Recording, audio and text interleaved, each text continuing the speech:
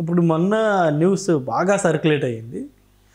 కేశినేని నాని గారు మళ్ళీ యాక్టివ్ పాలిటిక్స్లోకి రాబోతున్నారు అని చెప్పేసి. లైక్ కొందరేమో వైసీపీలోకి జాయిన్ అవుతారంటున్నారు, కొందరేమో బీజేపీ అంటున్నారు, మరికొందరేమో టీడీపీ అంటున్నారు. ఏంటి ఆయన మళ్ళీ రాజకీయాల్లోకి వచ్చే అవకాశం లేదా? ఆయన న్యూస్ వచ్చిన రోజునే ఆయన ఫేస్బుక్లోను ట్విట్టర్లోను పెట్టేశారు కదా. నేను ఏదైతే డెసిషన్ చెప్పానో దానికే ఇప్పుడు కూడా కట్టుబడి ఉన్నా. కాకపోతే ప్రజాసేవ చేయడంలో దానికి ప్రజాసేవకిను రాజకీయాలకు సంబంధం లేదు.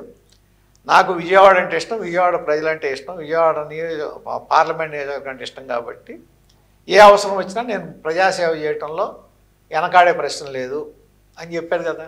అంటే బట్ ఇలాంటి కీలకమైన రాజకీయ నేత ఎప్పటి నుండో ఆయన రాజకీయాల్లో ఉన్నారు, చాలా హై స్థాయిలో ఉన్నారు ఆయన. అలాంటి వేత ప్రస్తుతం రాజకీయాల నుండి దూరంగా ఉండడం అంటే కష్టమే కదా సార్. ఆయన ఇష్టమండి, ఇది డెసిషన్. మరి ఆయన ఏం మనస్తాపన చెందారు, ఆయనకి ఏమనిపించిందో. ఓడిపోయిన వెంటనే ఎందుకని ఆయన సడన్ గా రాజకీయాల నుండి దూరం అవ్వాల్సి వచ్చింది? ఓటమిని తట్టుకోలేదా? గెలుపు ఓటములు పెద్ద ప్రశ్న కాదండి, అది కాదు. మరి ఎందుకు ఓడిపోయిన ఫస్ట్ వ్యక్తి ఆయనే రాజకీయాల నుండి అంటే అనుకోవచ్చు ఆయన నేను ఇంత చేశాను కాన్స్టిట్యున్సీకి, నిజంగానే నిజాయితీ సేవ చేశారు, అవినీతి లేదు, అవినీతి ఆరోపణ అనేది రూపాయి ఆరోపణ కూడా లేదు ఆయన మీద. ఇంత నేను ప్రజలకు అందుబాటులో ఉండి కంటిన్యూ చేసినా కానీ నన్ను రిజెక్ట్ చేసినప్పుడు ఇంకా మనం రాజకీయాల్లో ఉంటాం ఎందుకని అనుకున్నారేమో. లేదు, ఇవాళ ఉన్న రాజకీయంలో, ఈ డబ్బు రాజకీయంలో మనం ఎమడలేమో అనుకున్నారేమో. ఈ డబ్బులు పెట్టి రాజకీయం చేసి మళ్ళీ దాన్ని అవినీతి చేసి డబ్బులు సంపాదించుకోవటం అనేది ఆయనకి పడతది, ఆ సిస్టమ్ లేదు. ఇటువంటప్పుడు మనం ఎంతసేపు ఇంట్లో నుంచి సొంత ఆస్తులు కరగబెట్టుకుని రాజకీయం చేయాల్సిన అవసరం ఏంటి, ఎందుకు అని అనుకున్నారేమో. ఆయన ఏమనుకున్నారు ఆయన్ని అడగాలి. అంటే చాలా కీలకమైన వ్యక్తి పాలిటిక్స్, విజయవాడ పాలిటిక్స్లో ఆయన ఒక ముద్ర. సో ఆ లోటు అనేది ప్రస్తుతం రాజకీయాల్లో కొంత కనబడుతుందా? ఖచ్చితంగా అయితే నేనైతే కనబడుతుంది అనుకుంటున్నాను. నేను ఇవాళ కొంతమంది టీడీపీ కార్యకర్తలు కూడా ఆ మాట అంటున్నారు, లోటు కనపడుతుంది అది. మరి అది డెఫినెట్గా లోటు ఉంటుంది. ఎందుకంటే అటువంటి ప్రజాసేవ చేయాలనే దృక్పథం ఉన్న వ్యక్తి, లేకపోతే డబ్బుకి ఆశించకుండా ఎంతసేపు మనం రూపాయి మనమే పెట్టాలి ప్రజలకనే మనస్తత్వం ఉన్న వ్యక్తి రాజకీయాలు తప్పుకుంటాం. రాజకీయాలకు మంచిది కాదు, రాజకీయాలకి మంచిది కాదు, స్వచ్ఛ రాజకీయాలకి మంచిది కాదు. అలాగే నియోజకవర్గానికి, విజయవాడ ప్రజలకు కూడా మంచిది కాదు. 2019లో కంప్లీట్ వేవ్ వైసీపీకి ఉన్నా సరే ఆయన ఆపోజిట్గా నిలబడి మరి గెలిచారు ఆయన. సో అది ఆయన అంటే ఆయన కొంత సొంత బలం అనేది చాలా ఉంది విజయవాడలో. సో మరి ఆ సొంత బలం మళ్ళీ ఇక్కడ 2024 వచ్చేసరికి జగన్మోహన్ రెడ్డి గారి వ్యతిరేకత అంత బలంగా ఉంది. ఆ వ్యతిరేకత ఎంత బలంగా ఉందంటే ఆ వ్యక్తి అనేది ఎవరో అనేది కూడా చూడకుండా సింబల్ గుద్దేసి అంత బలంగా ఉంది. ఫ్యాన్ కనబడితే దూరంగా వెళ్ళిపోయారు ప్రజలు. ఆ పరిస్థితి ఉంది కాబట్టి అది దాన్ని యాక్చువల్గా అటువంటి పరిస్థితిని చూసుకుని కేశినేని నాని గారు కూడా తెలుసుకోవాలి అది. ఎందుకంటే ఆ పరిస్థితి అది ఉన్న వ్యతిరేకత ఆ విధంగా ఉంది అనేది తెలుసుకున్న రోజున ఆయన కూడా కొద్దిగా రీథింక్ చేయొచ్చేమో.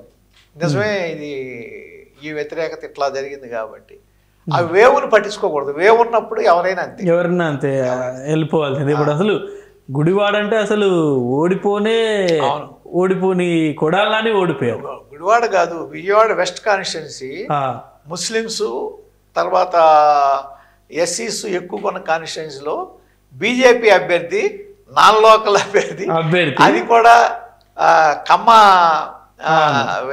సుజనా చౌదరి గారు 47,000 పైన మెజార్టీతో గెలిచాడు. అసలు ఊహించడానికి కూడా వీల్లేనంత పరిస్థితులు.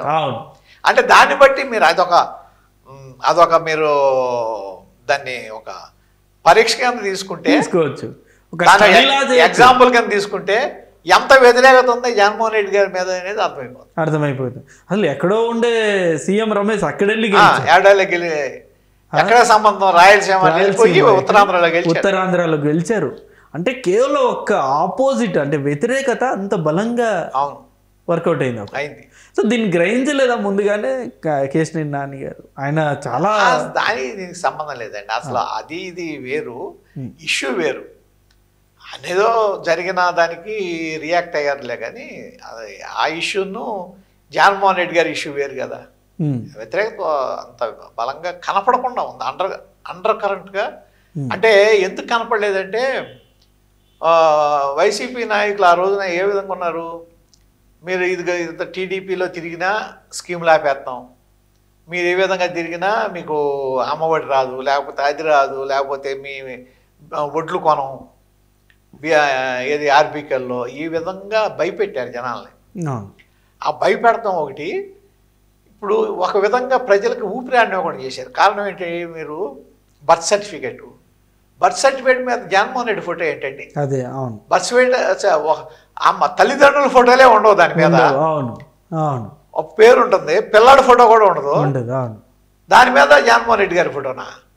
నాకుంది, నా పొలం ఉంది సపోజు, లేకపోతే నాకు ఏదైనా స్థలం ఉంది, నా ఆస్తి పత్రం మీద అతని ఫోటో ఏంటి?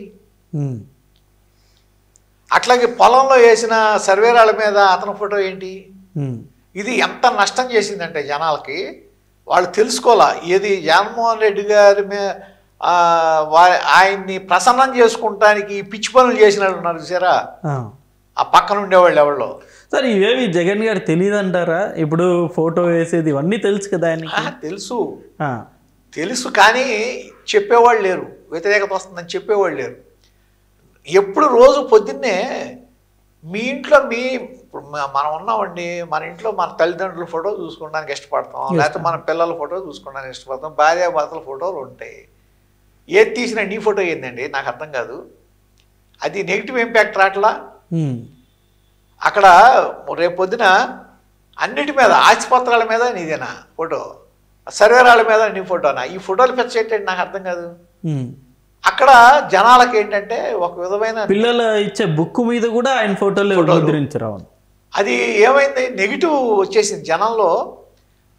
దానికి తోడు మీరు ల్యాండ్ టైటిలింగ్ యాక్ట్ భయభ్రాంతులు చేసింది జనాల్ని. అవును, రేపు పొద్దున మన ఆస్తులు అన్నీ వైసీపీ నాయకులు లాగేసుకుంటారేమో, మన ఆస్తులకు కూడా మనకి ఇది ఒక రక్షణ లేదు అనే విధంగా వచ్చి ఎంత వ్యతిరేకత రావడానికి కారణం ల్యాండ్ టైటిలింగ్ యాక్ట్ కూడా. ఒకదానికి ఒకటి యాడ్ అయిపోయి కనపడని నెగిటివ్ వచ్చేసి దానికి తోడు వీళ్ళ అవినీతి, వీళ్ళ నాయకులు చేసే ఓవర్ యాక్షను, ఇవన్నీ పార్టీ మీద కనబడ్డాయి. ఆ ప్రభావం అనేది పార్టీ మీద కనపడింది, ఎలక్షన్లో చూపించారు. సార్ ఇంకోటి, ఇప్పుడు జగన్ గారు ఈ పర్యటనలు చేస్తున్నారు. మొన్న గుంటూరు మిర్చి ఆటకి వెళ్ళారు, మళ్ళీ తర్వాత ఉత్తరాంధ్ర వెళ్ళారు, ఈ పులివెందులు వెళ్తున్నారు, మొన్న విజయవాడ వచ్చారు. ఇవన్నీ జనాలు కూడా చాలా మొబిలైజ్ అవుతున్నారు, విపరీతంగా వస్తున్నారు. అంటే దాన్ని ఏ రకంగా అనుకోవచ్చు? అంటే మళ్ళీ జగన్ 2024 ఎన్నికల్లో జగన్మోహన్ రెడ్డి గారు వచ్చినప్పుడు కూడా అటాక్ వచ్చారు. ఎన్నికల ప్రచారంలో వచ్చారు కదా, సిద్ధం సభలు మనం వచ్చారుగా, విపరీతంగా వచ్చారుగా. రిజల్ట్ ఏంటి చెప్పండి నాకు. 11 సీట్లు. కాబట్టి జనాలకిన్నో సీట్లకి సంబంధం లేదు.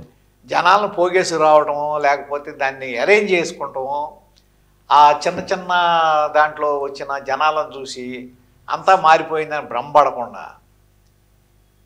రాజకీయాన్ని రాజకీయంలాగా చేయటం నేర్చుకుంటే మళ్ళీ ఉన్న ఫలితాలు తిరగబడే అవకాశం ఉంటుంది, లేకపోతే మంచి ఫలితాలు వచ్చే అవకాశం ఉంటుంది. అంతేగాని ఈ విధంగా ఇది బట్టలు ఒప్పదేద్దాం, అవి ఒప్పదేద్దాం, ఈ ఒప్పదేద్దాం అంటే జనం భరించలేక మళ్ళీ ఓటేరు. ఓటేసి బట్టలు ఒప్పు తీసి ఎక్కడ చూస్తారు? జనం అది అనుకుంటారు కదా, ఈ బట్టలు ఒప్పు తీసే కార్యక్రమం ఏంటని. ముందు భాష సంస్కారం ఉండాలి, సంస్కారవంతంగా మాట్లాడాలి. సో ఇప్పుడు ప్రస్తుతం జగన్ గారి 2.0 అంటే సక్సెస్ అవుతుందా లేకపోతే ఫెయిల్ అవుతుందా? అప్పుడే చెప్పలేమండి, చూడాలి. మనిషి మార్పు రావాలి. మార్పు వచ్చి ఇప్పుడు జగన్మోహన్ రెడ్డి గారు ఆ టైంలో ఇబ్బందులు పడినప్పుడల్లా వాళ్ళ మదర్, వాళ్ళ అమ్మ విజయమ్మ గారు, లేకపోతే షర్మిల గారు, వీళ్ళందరూ వెళ్ళి ప్రచారానికి వెళ్ళి అది కంటిన్యూ చేశారు. ఇవాళ ఈయన వెళ్ళకపోతే లేదేమీ లేదు. అవును, వేరే నాయకులు నమ్మే పరిస్థితి లేదు. లేదు. రోజా గారు వెళ్ళినా ప్రజలు ఎవరు లేదు. ఆయన అంటూ వెళ్ళకపోతే అక్కడికి జీరో అయిపోతుంది. అవును, అది మైనస్ ఇవాళ. అంటే సంస్థాగత బలం పెంచుకోవాలి. సంస్థాగతంగా బలం పెంచుకుని ఆ విధంగా చేసుకుంటే మీరున్నా లేకపోయినా, ఇప్పుడు చంద్రబాబు నాయుడు గారు జైలుకి వెళ్ళినా జనం తెలుగుదేశం పార్టీ రోడ్డు మీదకి వచ్చిందని కారణం ఏంటి? సంస్థాగత బలం, కార్యకర్తల బలం. అది ఏర్పరచుకోవాలి.